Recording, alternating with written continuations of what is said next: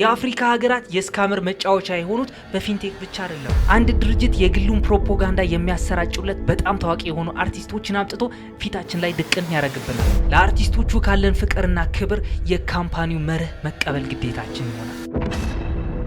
እመኑኝ እኔ ሀገሬን ልለውጥ ነው የመጣሁት ብሎ በግሉ የመጣ አርቲስት እንኳን ቢኖር እንቀበለዋለን።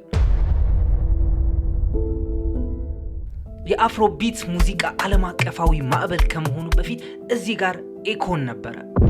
ኤኮን ዝም ብሎ የፖፕ ስታር ብቻ አልነበረም። የአፍሪካዊነት መታወቂያው እንደ ክብር ምልክት በኩራት ከሚያሳዩ የመጀመሪያዎቹ ዓለም አቀፍ ኮከቦች መሃል አንዱ ነበረ። ስለ አንድነት ብትሉ፣ ስለ ልማት ብትሉ አፍሪካ እጇን ወደ ምዕራባውያን ሳትዘረጋ በራሷ ስለምትቆምበት የወደፊት ጊዜ ይናገር ነበር። ለተወሰነ ጊዜ ነገሩ እውነት ይመስል ነበር። እናም ኤኮን በ2018 እንደ ፈረንጆቹ እስካሁን ካቀዳቸው ፕሮጀክቶች መሃል እጅጉ ግዙፍ የሆነው ኤኮን ሲቲ የተባለው ፕሮጀክት ይፋ አደረገ። በሴኔጋል የሚገነባ $6 ቢሊዮን የሚያወጣ ስማርት ሲቲ ወይም ከተማ ነበር። ይቺ ከተማ ደግሞ በፀሐይ ኃይል ነው የምትሰራው። ኤኮይን በሚባል ዲጂታል ገንዘብ ወይም ክሪፕቶ ካረንሲ የምትንቀሳቀስ እናም ዋካንዳ በሚል ስም የምናቃት ምናባዊት ከተማ አስመስሎ ለመስራት ነበረ እቅዱ። እናም ይሄውላችሁ ኤኮን ይህንን ከተማ ለመስራት እቅድ ባወጣበት ሰዓት ለህዝቡ ስራ እድል እንደሚፈጥር፣ ንጹህ ኢነርጂና ብልጽግና እንደሚኖርም ቃል ገባ። እናም ይችን ቃል ከተናገረ በኋላ ነበረ የሴኔጋል መንግስትም በባህር ዳርቻ የሚገኝ 2000 ኤከር ለም የሆነ መሬት የሰጠው። በሺዎች የሚቆጠሩ ሰዎችም የነበራቸውን ብር በማውጣት ኤኮይን በተባለው ክሪፕቶ ካረንሲ ላይ ኢንቨስት አደረጉ። ነገር ግን ከ5 ዓመታት በኋላ ሄዳችሁ ይህ 2000 ኤከር ወይም 800 ሄክታር መሬት ብትጎበኙ ዘመናዊ ከተማ ሳይሆን አረም የወረረው ቦታ ነው የምታገኙት። የአካባቢው ነዋሪዎችም ከብታቸውና ፍየላቸው የሚያሰማሩት እዚህ ቦታ ላይ ነው። ታዲያ እዚህ ጋር ምን ተፈጠረ? Solar power plants, theme parks, all that, man, boat docks. And it's called Akon City. It's Akon City. ይህ ከእውነታው ጋር ሊጋጭ የሚችል የባለ ራዕይ ህልም ነበረ ወይስ በፓን አፍሪካዊ ቋንቋና በታዋቂነት የተሸፋፈነ በጥንቃቄ የተዘጋጀ ሴራ ነበር?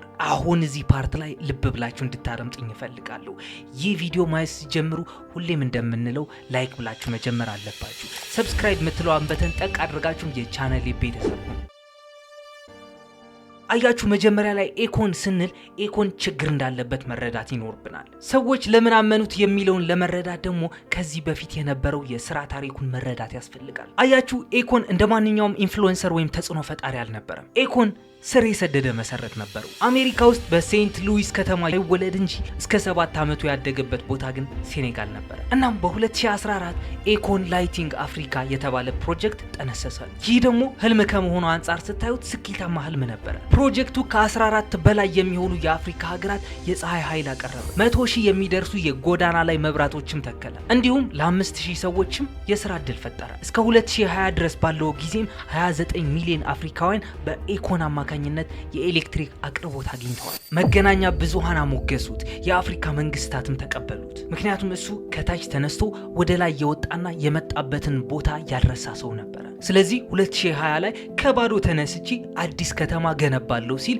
ማንም ሰው አልሳቀበትም። እንዲሁም የተጠራጠረው ሰውም አልነበረም። ይልቁንም ህዝቡ አጨበጨበለት። ኤኮን ሲቲ የፈጠራ ማዕከል እንዲሆን ታቅዶ ነበር። ትምህርት ቤቶች፣ የገበያ ማዕከላት፣ የፊልም መንደርና የቴክኖሎጂ ቀጠና እንዲይዝ ታቅዶለት ነበር። ነገር ግን አንድ መታወቅ የነበረበት ጉዳይ አለ። ኤኮን በዛን ሰዓት የራሱ ገንዘብ አይደለም እየተጠቀመ የነበረው። ከመንግስት እጅም በጀት አልጠየቀም። ከተማዋን ለመገንባት ያሰበው ከብሎክቼን ቴክኖሎጂ በመመስረት ነበር። ስለዚህ በአፍሪካ ያሉ የገንዘብ አይነቶች እምነት የሚጣልባቸው ስላልነበሩ ሰዎች የሞባይል ካርድ ደቂቃን ወይም የአየር ሰዓት እንደ መለወጫ ይጠቀማሉ። The currencies in certain parts of Africa are so untrusted that people are utilizing their mobile minutes to purchase at the local market. So instead of giving them the real, like the currency, the local currency, they would just transfer minutes.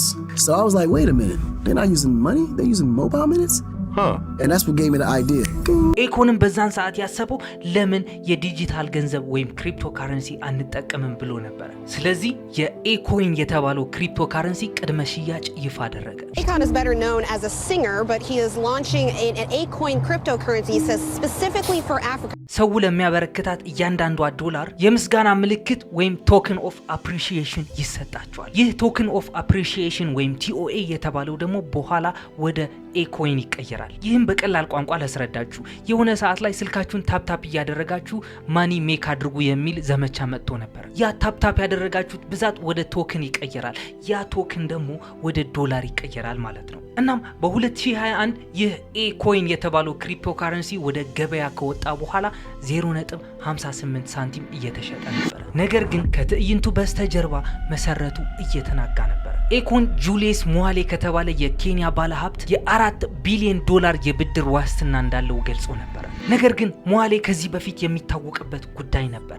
እሱም የከሸፉ ንግዶችና የህግ ክሶች ነበሩ። እናም ይህ ኤኮይን የተባለው ከረንሲ ደግሞ ምንም አይነት ግልጽነት እየታየበት አልነበረም። የሚሰራ መተግበሪያም የለውም፣ ወይም በገሃዱ ዓለም የገንዘቡ ፋይዳ የታየበት ሁኔታም አልነበረም። ስለዚህ ይህ ማለት ሁሉም ነገር በወረቀት ያለ ሀሳብ ብቻ ነበረ ማለት ነው። ኤኮን በዓለም አቀፍ መድረኮች ላይ ቀርቦ ስለ ህልሙ ሲሰብክ የኤኮይን ዋጋ ግን ቁልቁል እየተንሸራተተ ነበር። ከ58 ሳንቲም ተነስቶ ወደ 0 ተጠጋ። ገንዘባቸውን ያስገቡ ባለሀብቶችም ጥያቄ ማቅረብ ጀመሩ። አንዳንድ ሰዎች ደግሞ ለመሆኑ የከፈልኩት ብር ተመልሶ እጄ ላይ ይገባ ይሆን ብሎ መጠየቅ ጀመሩ። ኤኮንም እነዚህ ጥያቄዎችን በቀረቡበት ሰዓት በእውነቱም በሁሉም ነገር ላይ እየሰራው ነው፣ 100% ወደፊት እየተራመድን ነው፣ በ2026 መጥታችሁ መጎብኘት ትችላላችሁ ብሏል። Okay, so when can I go visit Akon City? You will be able to go visit Akon City by 2026. ነገር ግን ቦታው ላይ ያለው እውነታ ሌላ ነገር ይናገራል። 1 ሜትር የምትሆን መንገድ አስፋልት እንኳን አልተነጠፈባትም። There's still a lot of construction yet to be done to finish the first phase. It doesn't look like it will be done by the end of the year as was promised. And the welcome center is surrounded by cattle that is grazing in the land. በዛ በ2000 ኤከር ወይም በ800 ሄክታር መሬት ላይ የሚገኙ ብቸኛው ነገር ቢኖር ለማስታወሻነት የተቀመጠች የመሰረተ ድንጋይ ነበረች። ከዚህም በተጨማሪ የመንደሩ ነዋሪዎች ጉዳይ አለ። ይህ ማለት ከዚህ በፊት መሬቱ ባዶ አልነበረም ማለት ነው። በመቶዎች የሚቆጠሩ የሴኔጋል አባወራዎች እዚህ መሬት ላይ ከቅምቅም አያታቸው ጊዜ ጀምሮ ይኖሩበት ነበር። ካሳ ይከፈላቸዋል ተብለው ነበረ ከቦታው የለቀቁት። ከአመታት በኋላ ግን የቀድሞ የእርሻ መሬታቸው የነበረ መሬት ታጥሮ እያዩት ነው። ብዙዎቹም አሁንም ድረስ ቢሆን የመሬቱን ካሳ እየጠየቁ ይገኛሉ። ነገር ግን ኤኮን በቃሉ ያልተገኘበት ምክንያት ኮቪድ-19 ነበር እንደ ምክንያት ያቀረበው። We're still on track. Okay. The thing about the COVID, it kind of stalled a bit because a lot of partners and solution, providers obviously had to lock down.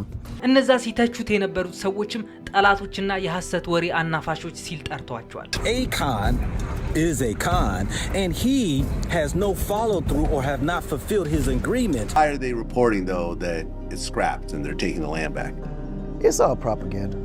ነገር ግን አሁንም ቢሆን ጫናው እየበረታ መጣ። እናም 2022 ላይ የኤኮን የቀድሞ ስራ አስኪያጁ ክስ ያቀርብለታል። ኤኮን ልክ እንደ ፖንዚ ስኪም ወይም ፒራሚድ ስኪም በመጠቀም ብዙዎችን አጭበርብሯል በሚል 4 ሚሊዮን ዶላር የሚደርስ ክስ ደረሰበት። ምንም እንኳን ይህን ክስ በስምምነት ቢያልቅም ነገር ግን የንግድ ስነ ምግባር የሚባል ነገር አለ።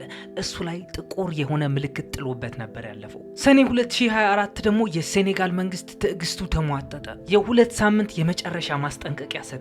ግንባታ ጀምር ካልሆነ ግን መሬቱ ትነጠቃለህ ተብሎ ነበር። ኦፍ ኮርስ ኤኮን ደግሞ የተቀመጠለት የጊዜ ገደብ አላከበረም። እናም በ2025 ይህ ፕሮጀክት በይፋ ቆመው ኤኮን ሲቲ አከተመለት ማለት ነው። አሁን መሬቱ በሀገር ውስጥ የሚገኙ ባለሀብቶች ለሪዞርትና ለሆቴል መዝናኛ እንዲውል ተደርጎ ተሰጥቷቸዋል። ነገር ግን የዚህ ታሪክ ሌላ ጥልቅ የሆነና ጨለማ የሆነ ገጽታ አለ። የኤኮን የፀሐይ ኃይል ፕሮጀክቶች የሚደገፉት በቻይና ካምፓኒዎች ብድር ነበረ። ነገር ግን ኤኮን ይህ ጉዳይ ምን ብሎ ነበር የሚጠራው? ቻይና ከአውሮፓውያን ይልቅ ለአፍሪካ እጅግ በጣም ትልቅ አስተዋጽኦ እያደረገች ነው ብሎ ነው። ነገር ግን ተቺዎች የዕዳ ወጥመድ ዲፕሎማሲ ወይም ዴፕት ትራፕ ዲፕሎማሲ እያሉ ይጠሩታል። አሁን ሰዓት ላይ አፍሪካውያን ሀገራት ለቻይና መንግስት በቢሊዮን ዶላር የሚደርስ ዕዳ አለባቸው። ይህም ዕዳ አናታቸው ላይ እንዲውል ያመቻቸ ሰው ቢኖር ኤኮን ነበር። እነዚህ ሀገራት ዕዳውን መክፈል ሲያቅታቸው የራሳቸውን መሰረተ ልማት የመቆጣጠር መብታቸው የማጣት አደጋ ተጋርጦባቸዋል ማለት ነው። ስለዚህ ይህንን ሁሉ ነገር ከሰማን በኋላ ኤኮን አታላይ ነበረ ወይስ ከአቅሙ በላይ የሆነ ህልም ለማሳካት ተፍ ይል ነበረ? በፀሐይ ኃይል ፕሮጀክቶቹ የተወሰኑ በጎ አድራጎቶችን አድርጎ ነበር። ነገር ግን ተስፋ የሚባለውን ነገር እንደ መሳሪያ ሊያገለግል ይችላል። እናም ኤኮን የሸጠው ከተማ ብቻ አልነበረም፣ የሸጠው የነጻነት ስሜት ጨመረም ነበር። ያንን ስሜት ደግሞ በታዋቂነቱና በማራኪነት እንዲሁም በክሪፕቶ ቴክኖሎጂ ቃላት አሽመንሙኖ ነበር ያቀረበው። በስተመጨረሻም ጥሎት ሄደ። ነገር ግን የኤኮን ኪስ መመልከት ስንጀምር አሁንም ድረስ ይህ ሰው ባለ ሀብት ነው። አሁንም ድረስ ሙዚቃ ይሰራል፣ ቃለ መጠይቆችም ይሰጣል። በሴኔጋል ያሉ መንደርተኞች ግን አሁንም ድረስ መሬታቸውን አላገኙም። ባለ ሀብቶችም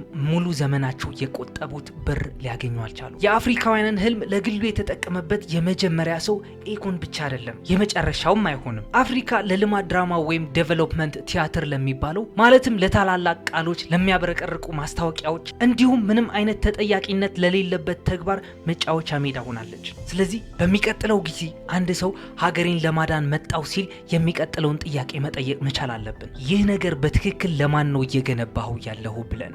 እናም እስካሁን ድረስ የለፈለፍኩትን ነገር ከተመቻችሁ ኦፍ ኮርስ ይመቻችኋል። ይህ ቪዲዮ እስካሁን ድረስ ቁጭ ብላችሁ እያያችሁት ከሆነ ላይክ ያላላችሁ ሰዎች ላይክ በሉልኝ፣ ሰብስክራይብ ያላደረጋችሁ ሰዎች ደግሞ ሰብስክራይቧን ጠቅ አድርጉልኝ። ቀጣይ ደግሞ ባበደ ስቶሪ እስክንገናኝ ድረስ ሰላማችሁን ያብዛልኝ። ይሜ